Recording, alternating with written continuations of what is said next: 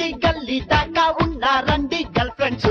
మళ్ళీ మళ్ళీ డౌట్ ఉందంటే ఇస్తాలండి రిఫరెన్స్.